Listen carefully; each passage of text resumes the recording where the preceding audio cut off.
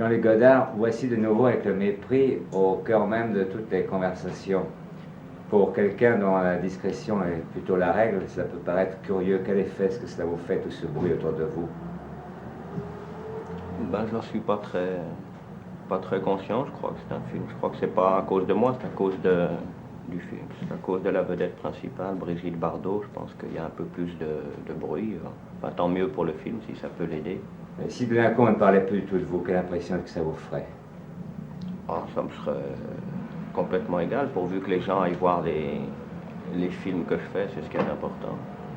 Qu'est-ce que vous pensez de la critique? Ben, beaucoup plus de bien que n'en pensent les gens. Je crois que c'est du fait que j'ai été un ancien critique autrefois, et que j'ai dit énormément de mal, et j'ai été très cruel et très méchant avec beaucoup de personnes, et que je n'ai pas changé d'opinion à ce propos-là. Mais enfin, quand je vois des mauvaises critiques, enfin, ce qui m'intéresse, c'est qu'on parle des choses, qu'elles soient bonnes ou mauvaises, ça m'est égal.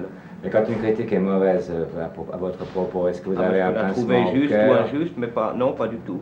Pas du tout. Ça ne me touche pas. On peut proférer les pires insultes, même personnelles, et les critiques, justement, moi je comprends très bien ça, sont toujours personnelles en général. Je veux dire, quand ils pensent du mal de quelque chose, ils cherchent à faire du mal à la personne physique, je sais pas, en disant du mal de leur femme ou de leur coupe de costume ou de n'importe quoi.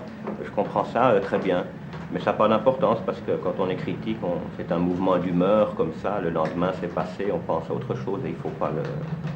Est-ce que vous croyez qu'il peut exister une critique qui soit juste, par exemple? Qui soit juste, oui, mais enfin la critique n'est pas une création artistique, ce sera toujours inférieur, et les trois quarts des critiques c'est un état de passage. C'est pour ça que les critiques sont toujours amers et tristes vis-à-vis de même de ceux qui louent, de ceux qui le décrivent. Enfin, vous, en somme, d'être devenu metteur en scène après avoir été critique, vous pensez que c'est plutôt un bel avancement? Oui, mais je pense que c'est bien d'avoir été critique, c'est une bonne formation. Mais est-ce que ça ne risque pas de stériliser l'imagination? Non, parce que moi, ça m'a fait tout aimer. Ça m'a appris à ne pas être sectaire, à ne pas refuser, je sais pas, Renoir au nom de Billy Wilder ou des choses comme ça. Je les aime bien tous les deux, même s'ils sont très opposés. Est-ce que vous connaissez un critique qui a eu totalement raison à votre sujet? Non, mais je ne lis pas tout ce qui paraît non plus à mon sujet. Mais d'une manière générale, si on dit du bien de vous, est-ce que vous en éprouvez du plaisir? Ah oui, beaucoup. C'est vrai? Vous êtes sensible à ça? Quelle que soit la personne qui dise du bien de vous? Évidemment. Ben, la seule fois où j'ai été un peu triste, c'est quand Louis Chauvet du Figaro a dit du bien d'un de mes films, parce que je me suis dit, il est moins bien que les autres si Chauvet en dit du bien. L'honnêteté d'un critique, ça se voit à quoi? Ben, je crois justement, je crois que tous les critiques sont très sincères toujours, même quand ils soient faux, juste comme ça, mais on est presque forcément sincère, parce qu'on n'a pas... On ne peut pas être malhonnête. Oui. Et ils sont sincères dans la mesure où ils ont quelquefois besoin d'un alibi? Oui, puis ça fait partie de leur vie, ils ont besoin d'écrire, c'est des gens, alors qu'ils écrivent contre quelque chose ou pour quelque chose, c'est... Et à quoi est-ce qu'on voit qu'un critique peut être malhonnête? Moi, je trouve qu'ils sont rarement malhonnêtes. Peut-être s'il est payé pour dire du bien de quelque chose quand il en pense du mal ou le contraire. Ça existe, ça? Il y en a un à Paris, oui. C'est un petit pourcentage quand même assez rassurant. Oui, c'est très rare, hein? Ça n'existe Plutôt pas. réconfortant, Mais surtout dans le cinéma, parce que je crois que les critiques musicaux, eux, et les critiques de peinture sont carrément payés. Dans Le Mépris, cette fameuse scène où Mademoiselle Bardot se dénude complaisamment, est-ce que finalement elle vous a été imposée ou pas? Pas complaisamment, non, avec beaucoup de tact, je trouve, au contraire. Mais est-ce que vous a été imposée cette scène ou pas? Ah, c'est-à-dire, je ne l'avais pas tournée au début, et puis les producteurs américains m'ont dit c'est très beau, mais c'est pas commercial. Alors on voudrait une scène au début du film où Bardot et Piccoli sont tout nus dans un lit en train de s'aimer. On voudrait la même chose au milieu et on voudrait la même chose à la fin. Alors je dis à la fin, c'est pas possible. Au milieu, c'est pas possible puisqu'ils s'aiment plus. Ceci dit, je peux vous le faire d'une autre façon qui vous plaira quand même. Et au début, bon d'accord, mais je peux vous la faire d'une certaine façon seulement. Est-ce que vous êtes d'accord? Oui, alors je l'ai fait comme ça. Enfin, vous ne l'aviez pas prévu au départ? Je l'ai prévu mais enlevé parce que je trouvais qu'elle était inutile. Je la trouve toujours inutile, mais enfin inutile par rapport au... Ça n'apporte rien de plus à l'histoire, si vous voulez. Mais je croyais que vous faisiez que ce que vous vouliez. Oui, mais ça, je le veux.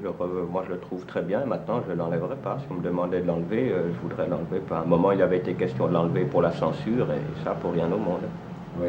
Mais Brigitte Bardot, par exemple, elle l'a accepté facilement? Brigitte, elle avait accepté de faire ce film. Elle a fait ce que je lui ai demandé. Parce que dans le fond, maintenant, elle peut vraiment faire ce qu'elle veut. Elle n'est plus obligée de se montrer dans une certaine tenue. Les producteurs sont déjà très contents rien que de la voir. Même habillée, elle vaut de l'or. Alors si elle l'a fait, cela veut dire quoi? Que ça lui plaît de se montrer ainsi? Ou vous qui la connaissez bien? Ça, je ne saurais vous dire. Mais enfin, c'est un personnage. Et puis Brigitte Bardot, dans ce film, c'était bien de la montrer au départ. Je veux dire, il ne faut pas tricher du moment qu'on la déshabille un peu, autant la déshabiller totalement, ou bien pas du tout. Moi, ce que je ne comprends pas, c'est qu'elle accepte encore de faire ça alors qu'elle n'en a plus besoin. Oui, moi, ce n'est pas une question d'accepter ou de ne pas accepter comme une jeune fille, c'est pas du tout érotique, c'est-à-dire accepter de se déshabiller ou pas déshabiller. C'est comme si vous disiez Praxitèle, quand il sculptait Vénus nue, est-ce que Vénus acceptait de se déshabiller? On est d'accord, enfin je ne veux pas être plus prude que je ne suis, mais je crois que c'est quand même une assez fausse raison, parce que des gens qui voudraient voir Mlle Bardot déshabillée dans un film d'un mauvais metteur en scène, d'un metteur en scène vulgaire, n'osent pas y aller, et vous leur donnez bonne conscience, parce que par ce marché, vous leur donnez tant mieux, ça. parce qu'ils ont bien raison. S'ils la trouvent jolie, moi aussi, il n'y a pas de... Certains de vos films ont été des échecs. Comment est-ce que vous ressentez les échecs? Il y a un de mes films en particulier, Les Carabiniers, qui n'a même pas été un échec, qui n'a rien été du tout. Oui. Est-ce que vous y attendiez? Non, pas du tout. Moi, je trouvais même le sujet un peu trop putain, si vous me passez l'expression. Et au contraire, les gens... Mais je crois que c'était parce que c'était un film sur la guerre, vrai, enfin, qui montrait...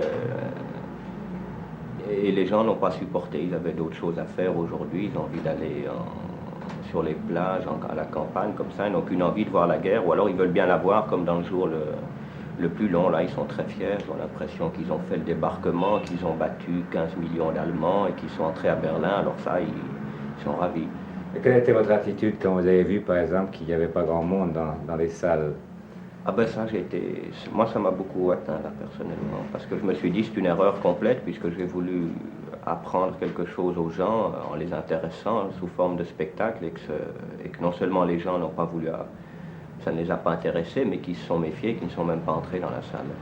Moi je dis toujours, le rêve de la nouvelle vague, quand on était critique et qu'on a commencé à faire du cinéma, enfin mon rêve à moi personnellement, c'était de tourner un film, et c'est toujours mon rêve, c'est de tourner un film de 5 millions de dollars sur le grand plateau de la MGM à Hollywood.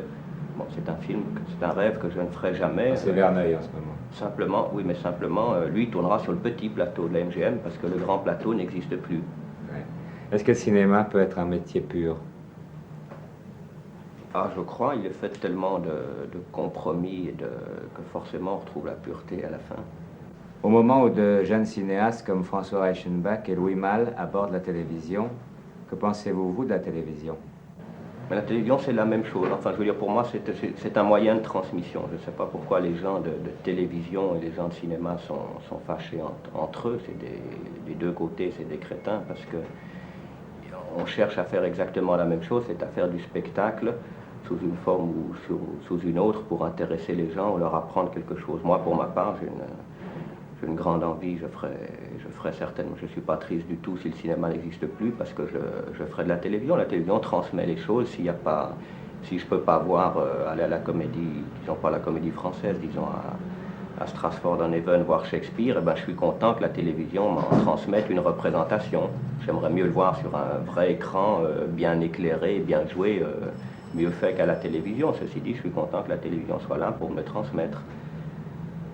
Mais enfin, on ne fait pas à la télévision tout ce qu'on pourrait faire. Enfin, moi, par exemple, vous m'interviewez personnellement sur ma vie ou sur mes délires. C'est moins intéressant, je crois, parce que je ne suis pas connu des gens et ce que je peux être moi-même ne peut pas les intéresser. Ça les intéresse. Je pense qu'il faudrait me demander plus ce que je pense de l'Europe, du Vietnam ou des choses comme ça. Et quand vous avez des personnages très célèbres, De Gaulle ou Pompidou, eux, il faut leur poser des questions personnelles, la couleur de leurs chaussettes, quelle marque de potage ils aiment, c'est ça qui intéresse Si les vous gens. croyez que ce n'est pas notre rêve à tous, seulement essayez. Eh ben alors, espérons que vous y arriverez.